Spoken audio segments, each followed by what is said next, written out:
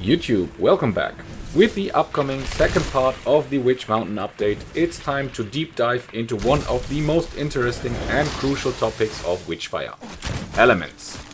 Witchfire incorporates a fascinating system of element mechanics that significantly influence your gameplay. These elements, fire, water, air and earth or decay, each come with unique effects and can be combined to create powerful interactions. Understanding these elements and their combinations is crucial for players aiming to optimize their strategies and overcome the game's challenges. So let's talk about the individual elements and their effects.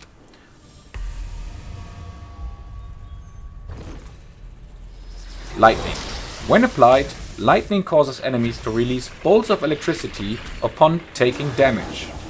This is crucial information because only when you cause external damage, lightning bolts will be emitted, as you can see in the footage.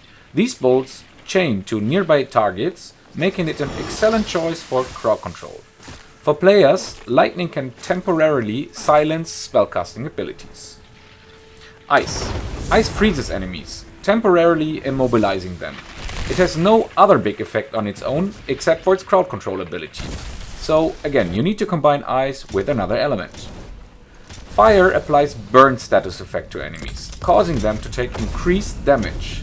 Burn per se does not do damage on its own, it's a simple damage amplifier. And last but not least, decay. This element inflicts a poison effect, gradually depleting the health of enemies. And therefore it's the only active element in the game, whereas other elements more or less don't do damage on their own and can be called passive elements. Elemental combinations.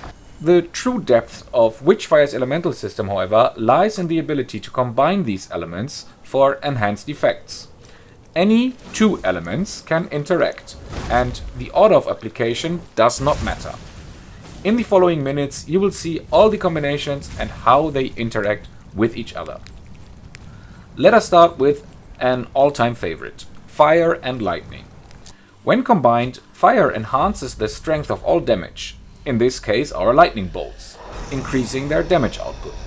Watch the damage numbers from Stormball on its own. You get 1s, 2s, a few 5s and 6s, but watch the numbers increase as we add our burn effect.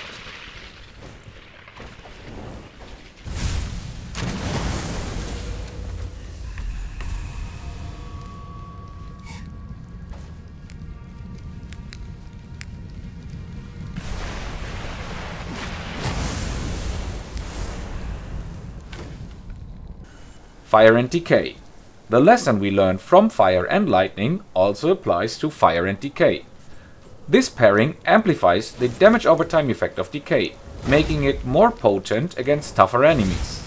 In this small example we only have a weak dot from Parasite, but its damage doubles by applying burn. Now imagine the possibilities from stronger decay effects. Fire and ice.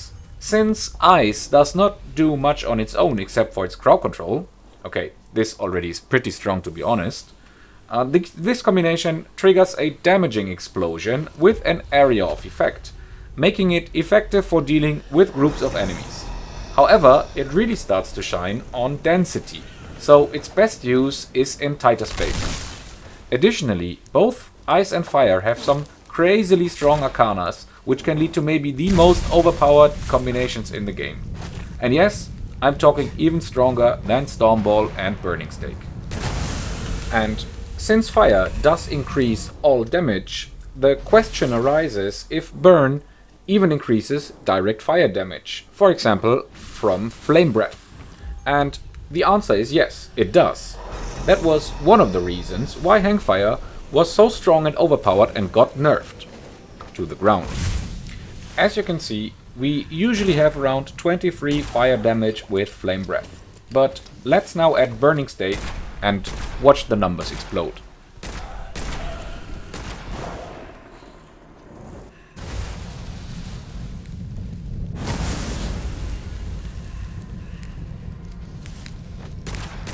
Lightning and ice. This combination reduces the delay between lightning bursts, allowing for more frequent electrical discharges when attacking electrified enemies.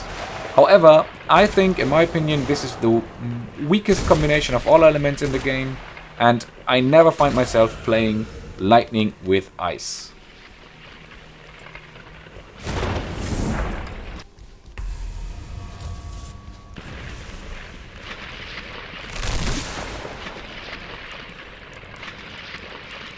Ice and Decay. While ice on its own freezes an enemy and decay is a poisoning dot, the combination of both makes sure that the decay dot does not run out until the enemy is unfrozen. With the right arcana, this can lead to an infinite amount of poison damage. Definitely a fun combination to try out. And last but not least, Decay with Lightning. As we've learned, in order to trigger lightning bolts and therefore lightning damage, we need to actively deal damage. So Decay and Lightning naturally fit together because the Decay dots trigger lightning bursts and make for an awesome combination. See for yourself.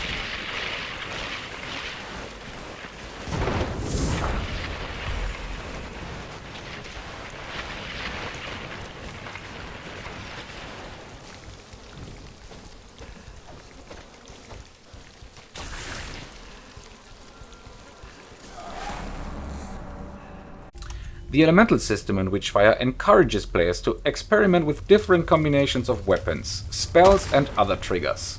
For instance, certain weapons and magical items come with inherent elemental effects, while others require upgrades to unlock their full potential.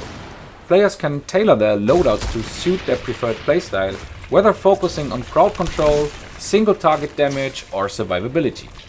Moreover, the game's design ensures that elemental interactions remain a core aspect of combat strategy.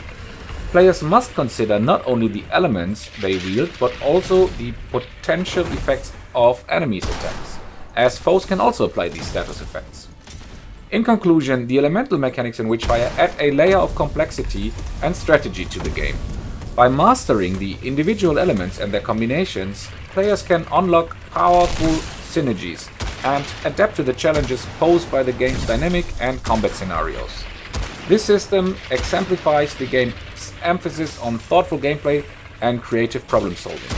And I really hope you are looking forward to the new Witchfire update, the Witch Mountain, and I'm really looking forward to solving the labyrinth. Be sure to check out my channel because I will be solving these issues and problems and new challenges for you here on the channel.